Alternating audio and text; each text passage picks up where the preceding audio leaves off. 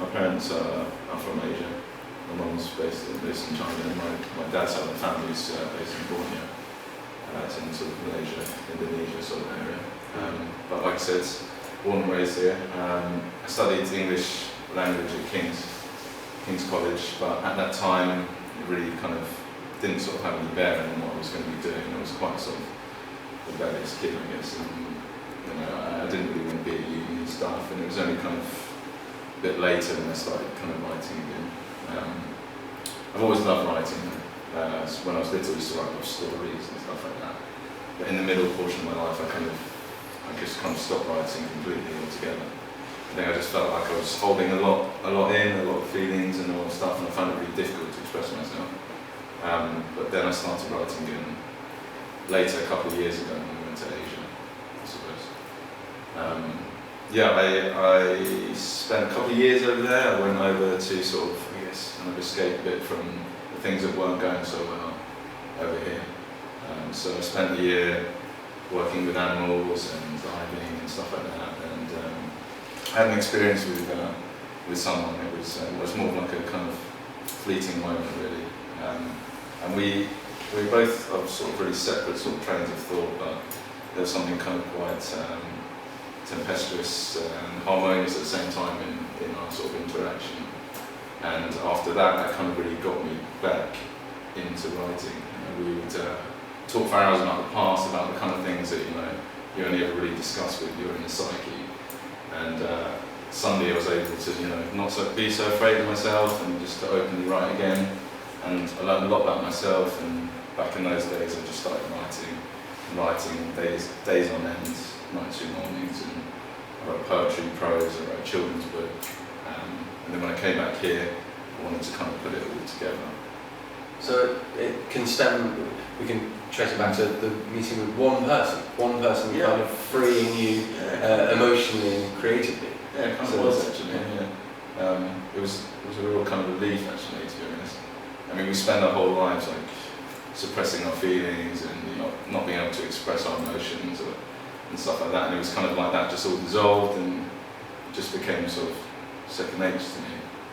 But I wanted to show something with more permanence in my work, so instead of kind of just writing poetry, I started to form artworks, because I wanted to show these moments in the flesh.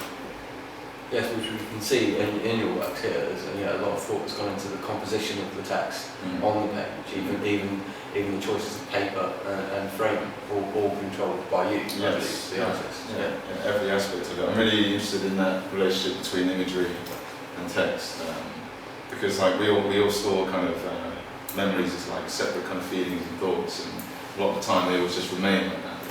And you never can actually put that. Hard to condense them into language. Yeah, exactly. And but suddenly I was kind of able to do it. So I came back and started this. Would you like to name check the person? Well, it's one of those things that, like I said, it was quite fleeting. It wasn't. That was a time that we had, and it meant a lot both to us, and it taught us enough about each other in that time. But it will always remain as that. Okay, if you go... No, and it's never, we don't stay in contact now, anything like that. But, it's like, I always believe, everyone you meet in life as a teacher is there to teach you something. And, that meeting existed, so I could write again. It'll be on the left. Well, we all have that person to thank for the work that we now have the pleasure of sharing. Yeah. Thank you, whoever you are. Okay, right. What inspires you? I know you spoke about this one person helping you to get back to writing, but what is it that inspires you to write now that you do this more, now that you are free to do this? Normal people, well, not normal, real people, yes. All my work is kind of based on interactions with things, mainly human interactions or something in nature and stuff like that. But it's those kind of moments. They can be sort of long, complex relationships with people, or like just small sort of moments, like seconds long. You just notice something about the way someone is with you, or the words they share, or whatever. So it's those kind of people that inspire me, like everyday people. And this is a representation of me just as a person, as like a real human. and that's what truly inspires me. But also nature as well. Just I love being around nature and working with animals and all that kind of stuff. And I get a lot of those kind of influences in my work as well, just sometimes a bit more subtle. But the ocean as well. That's like another thing. I love the ocean, dive, surf, swim, all that kind of stuff. So yeah, sometimes that kind of fluidity comes into a lot of the pieces that I write. So you think that your love for water and the ocean does flow, to use a terrible pun, but does flow into the fluidity of your use of it definitely does. I mean, not in every piece, just depends on the environment I'm in at the time when I'm writing, but I definitely feel that it's like that. A lot of the times I've been writing have been near the ocean. It's just like calming environment to be in, so yeah. And the pieces that we see here in this exhibition, they were all memories and moments over a 1 year period. Yeah, right? Yeah, they were. Yeah, that was kind of in that period when I started writing again. So I spent some time in Asia, a little bit of time in America, a couple of months back here. And it was all fun times in that period. So that was when I kind of got really inspired, I suppose. So, were all of the pieces written at the time, or were they written from a position of memory, remembering a moment? No, they were all written at the almost exact moment, as it were, that it happened. So the way I kind of write is when I get inspired, I just write in a notebook. And then when I'm being inspired, I just write a bit. It's normally quite sort of rough, but I have automatically an idea in my mind as I'm writing it, how I feel that it's going to look on the page, like the structure of it. And also in the back of my mind, I can also feel like the paper that I'm going to need for it, almost know straight away what I'm going to need when I get back. So what informs your paper choices then? Because as we just alluded to, it is an important part of the work. Yeah, it is. I don't know really. I just kind of feel it out. But I guess it's kind of reflective of the nature of the content of that specific piece, I suppose. Whether it's like the actual environment that I was in at the time, to give a more sort of visual aspect to the page, or like something like with the handmade Japanese papers I use, like the delicacy of them reflecting sort of the words I use in this piece. So you have quite an extensive knowledge of papers? A bit, yeah. I mean, I've definitely been learning as I go along. I just found it really interesting when I started to sort of look into different kinds of paper you can get and stuff. It just I just found it really interesting, and so I started to learn more and more and more. I wouldn't say that I have like a vast knowledge of it, but I'm learning every day. Then there's another thing that goes back to your Asian ancestry. Paper was first created in China about 5,000 years ago, I believe. So yeah, that's another point. But yeah, it's just love paper. It's just cool. Yes, there's a lot of variance, and it is something you come in contact with in our daily lives. It can go from this printer paper to something as pristine and beautiful as this. What kind of paper is this? That one's it's called a bamboo paper. It's only 10% bamboo, but they don't usually use a lot of bamboo in it. So it's very soft. Bamboo has very large fibres, doesn't it? Exactly. So they have to use smooth content. But yeah, it's very delicate. It's quite translucent, and it gives a kind of a really nice, smooth, delicate feel to it. It has a very nice, soft yellow hue to it as well. Yeah, which does add to the delicacy of the text that you've added on here, which is very, very fine. Yeah, it's quite small. People pointed it out to me. It's a beautiful composition. It really is. It really is. Thank you. Would you talk us through the process from conception of an idea through your compositional choices to the finished object? Okay, right. Finished piece Yeah, of art. so like I was saying before, normally when I've experienced something or I'm in a situation, I get inspired, I just get the notebook out, start writing the text, writing the poetry. If it's something quite abstract, something like that piece, for example, I'll pretty much write it out like that in the book, because I just see it when it's coming down. Whereas something more kind of obvious, like this piece here, Disgusting. yeah, something which I would write roughly at first, and then I would kind of sketch it up, you know, a couple of hours later into like the rough kind of the idea of the shapes I wanted. But then it's all put together on the computer. So like obviously the fine detailing and just making everything fit perfectly into the way I want it to be displayed. But so, like with scuttle, you Yes. have an idea of various things that the word scuttle means to various animals. Like this is it's a salmon. Salmon. Yeah, so it was. which you scuttle Yeah, about it's quite like quickly. that, so that was fitting for that piece. It's really good. What it's supposed to be. With that piece in particular, how many different images were there before you settled on the salmon? It was about something. So It was about. yeah. So yeah, Apologies. it was pretty clear cut what I was going to choose for that. So yeah. Anyway, so once that's all done, comes onto the computer and then got to get everything sort of organised, everything in the right place.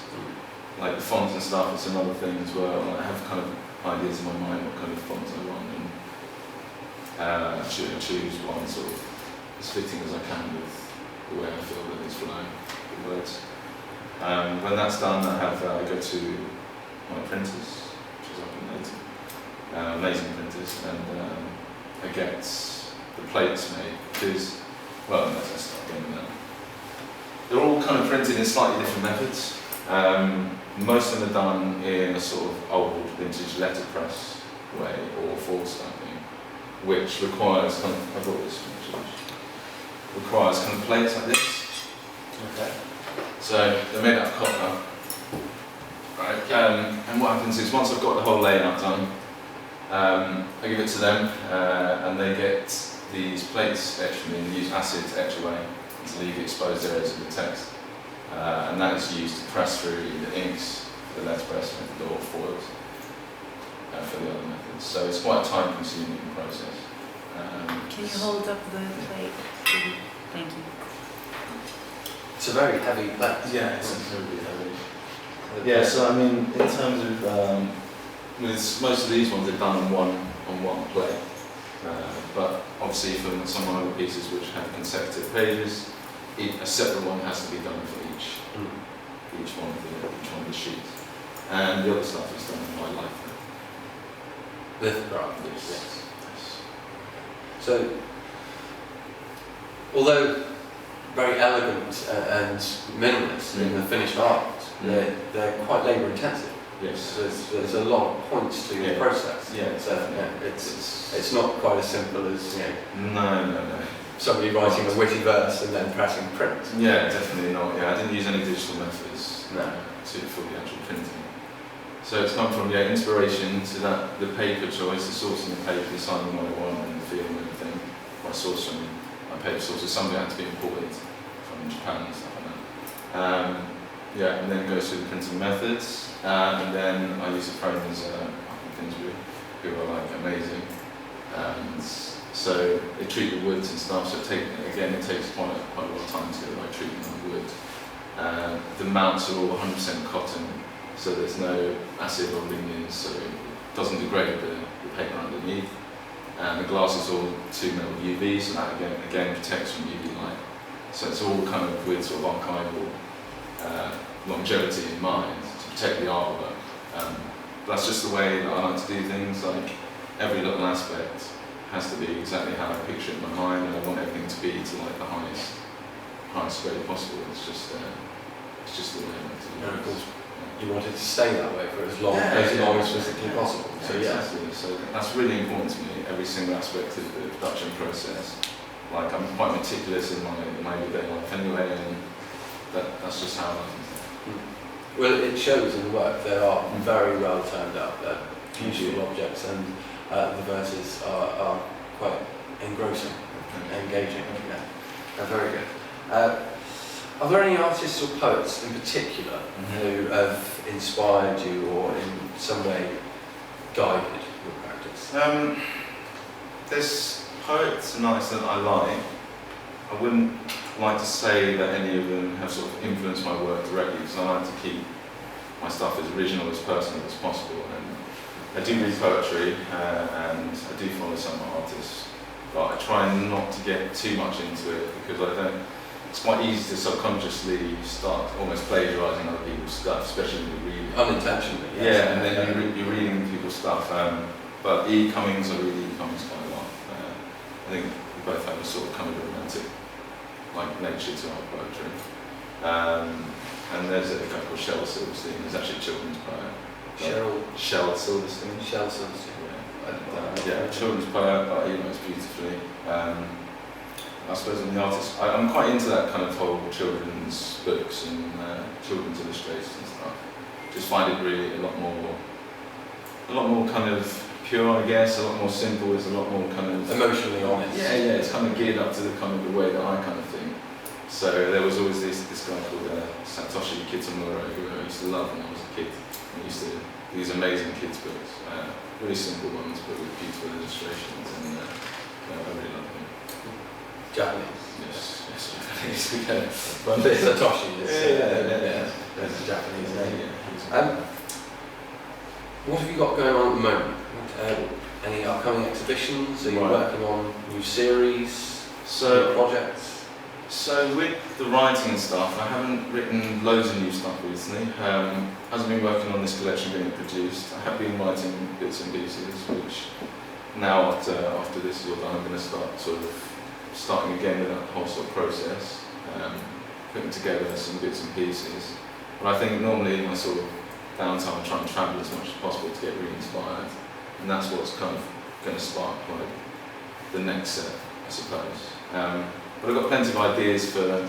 I'm always going to use poetry and text in my work, but I'm going to maybe start using a few different mediums.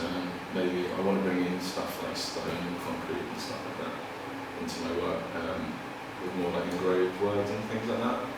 Okay. Maybe some like rubber, and I want to incorporate water somehow. But these are just kind of ideas in the pipeline. But everything starts with an idea. Yeah. So these sound like interesting ideas. Yeah. And that might not be for some years when I can start doing those kind of big installation type pieces. But I'm always going to be writing more and more poetry and doing similar stuff like this, and I'll always incorporate paper somewhere. I think that hearing how important water and the ocean is, I think we'd all be very interested in seeing you do something with water. Yeah, I think so. Yeah, still in concept stages how that's going to work out. Well, I've got some stuff in the back of my mind, but we'll have to wait and see. Well, I like that basic practice. Right, and now I'll open the floor to the audience.